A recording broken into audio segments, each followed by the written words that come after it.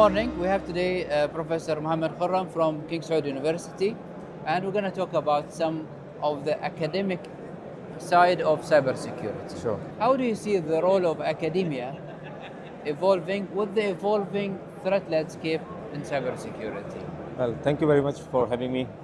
It's my honor to be with you. You know, academia is not just a passive observer for the national economic development. So academia is playing a very pivotal role in a sense that if there is any kind of global threat, then academia is producing talent pipeline, knowledge and innovation.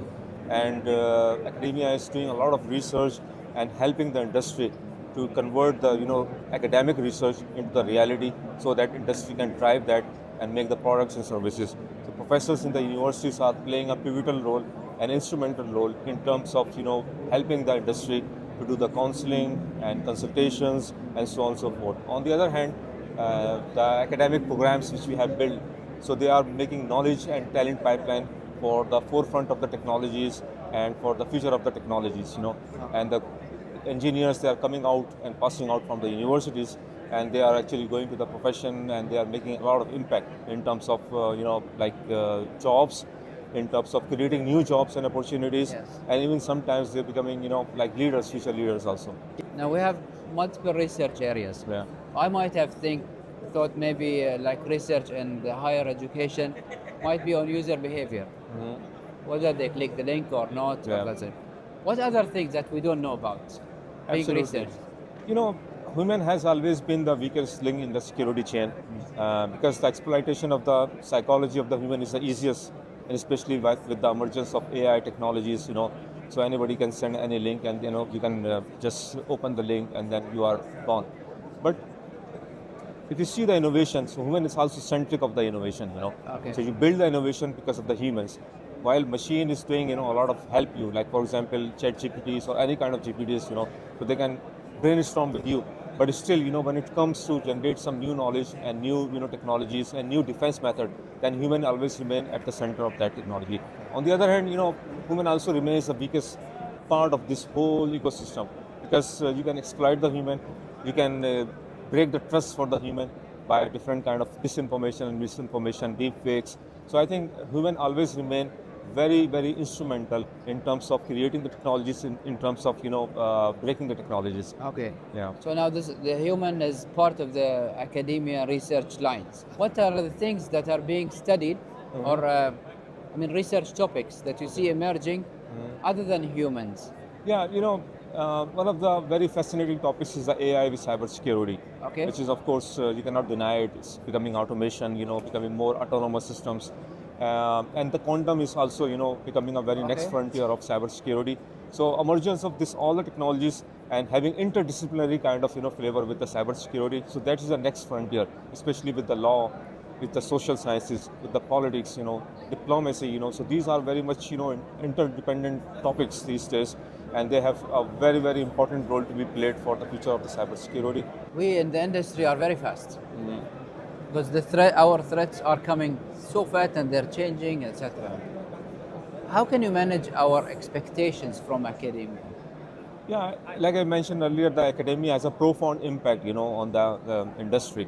And while there are a lot of challenges, which industry is facing, and academia always remains on the backside because you cannot change the academic programs very frequently, So you need to go through academic councils and so on and so forth. And the labs or infrastructure, you cannot just adopt it and start doing the things.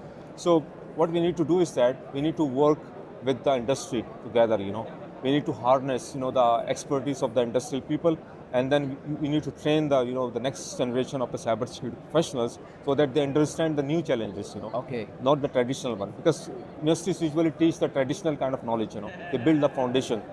But industry has really, the problems, and they understand what is the problem, right? And then, they need to work with the problems, and they need to complement each other. Okay. So it cannot be just work in silos, You need to work with the triple helix model, which I say, the academia, the policy, government, and then the technology, industry need to work together, All they need to work together to come up with a very resilient ecosystem of cybersecurity. Okay. We see some types of universities, even in Bahrain, that involve their students in the real work. even during the study.